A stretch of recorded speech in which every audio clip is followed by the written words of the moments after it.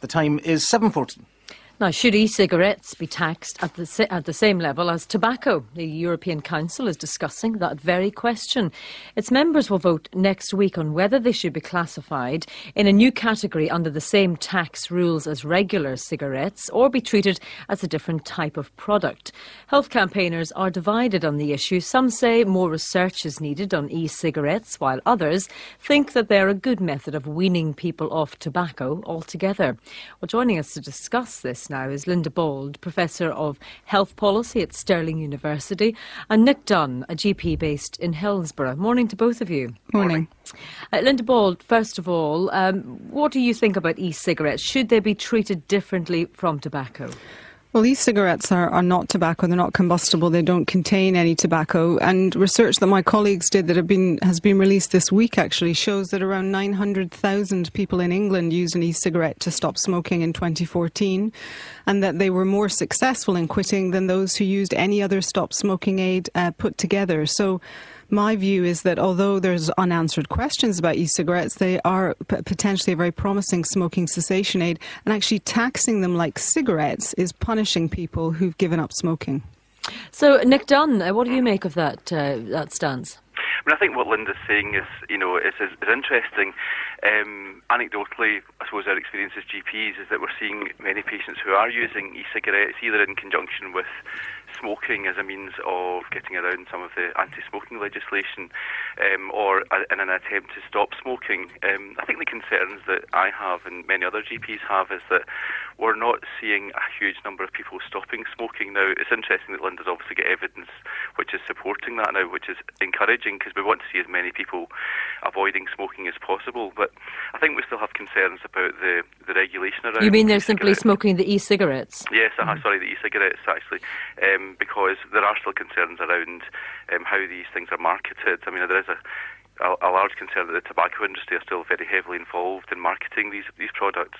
And I suppose the taxation issue, to some extent, is not something I would directly get involved with, but you would be concerned about further legitimising their use before we've got a clearer idea as to how we can use these things as a means of helping people stop smoking. Linda, do you think perhaps we need more evidence about the effects and potential benefits of e-cigarettes, first of all? Well, we actually know a lot about e-cigarettes. We know far more about e-cigarettes than we did, for example, about tobacco in the 1950s. We know they contain things that have toxicants in them, but at far, far lower levels than tobacco. Tobacco kills 1 in 2 of its regular users. And we've had e-cigarettes licensed since 2004 and on the market widely in the UK since 2010. So we don't know the long-term effects, but we do have huge amounts of studies about the short-term benefits. The interesting thing, I think a lot of clinicians, and I have a lot of sympathy for them, are suspicious of e-cigarettes because they're not licensed medicines. They're a consumer product. But the reality is that we've actually failed over the years to make things like nicotine replacement therapy attractive to smokers. And the difference with e-cigarettes is that they are attractive, they are appealing. And that's why actually in total we have 2.6 million people in the UK using them at the moment. They've been called a consumer revolution. So I think we have to be really careful about how we treat them and not deter people from using them. But if, as Nick says, the overall number of people smoking is not going down, do you have any concerns that the e-cigarettes could in fact just act as a means, for maybe introducing more teenagers or younger people to smoking? So we've looked at this very carefully. I mean, actually, smoking prevalence is gradually declining in Scotland. In the last Scottish Health Survey, it's down to 20%. So we're seeing consistent declines. That is the case. In terms of young people, we know that around 12% of young people in the UK in 24 had tried an e-cigarette. But when we looked closely at the figures, we couldn't find any young people who were regularly using one who weren't already using tobacco. And actually, the Scottish Government is bringing in legislation later this year which will ban all the forms of advertising of e-cigarettes, which I know is a concern and maybe a concern of your GP colleague who's speaking to us this morning. So I think we do need restrictions to make sure that they're really only marketed to smokers and not to children who've never used tobacco. Nick Dunn, if you put tax on e-cigarettes and you put the price up and that's puts people off buying them, isn't there a risk that you might push people back to traditional cigarettes? Yeah, I mean, I don't think we should sort of throw the baby out with the bathwater here. I mean, I think clearly these devices may have a role, but I would feel much happier if they were licensed. I think there is a concern that there is an industry growing up around these devices. We're seeing lots of shops in the high street which are selling these devices, and I think there is still a concern that they could be a gateway to smoking for younger people. And in addition to that, many of the devices do look like cigarettes. They're sort of cigalikes, which to some extent they emphasise the normalcy of smoking behaviour, which we're trying to avoid, especially with the success of the smoking ban. And, you know, it is still the case that these devices are prohibited for use on, for example, the grounds of health board premises.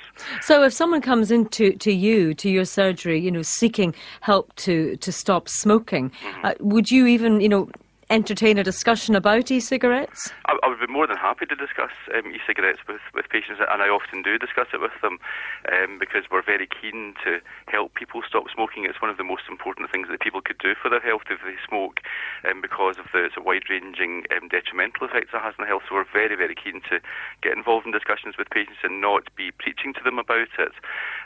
But I think what I would often recommend is to say to them, look, we can prescribe licensed products which won't be costing you, which we can give you additional support with. Got to bear in mind that when people get nicotine replacement products like patches or gum from even pharmacies, they are getting additional support and encouragement with stopping smoking there as well. So I would be happy to discuss it with them, but my recommendation would usually be, if they wanted nicotine replacement, to go down the licensed route.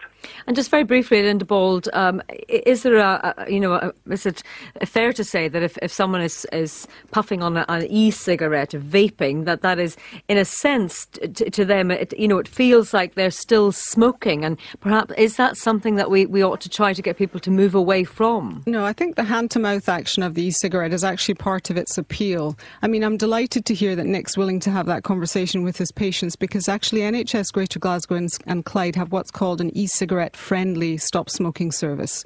So if one of Nick's patients goes along to a specialist to stop smoking and they're using an e-cigarette, they will be supported to continue to do so while also being given information about these other licensed products. So people are voting with their feet, they're using these devices, they're helping thousands of smokers to stop. Let's support them and let's not add additional burdens like taxes onto these people. Linda Bauld, thank you for joining us this morning. She's Professor of Health Policy at Stirling University. We also heard from Helensburgh GP Nick Dunn. It's 7:22.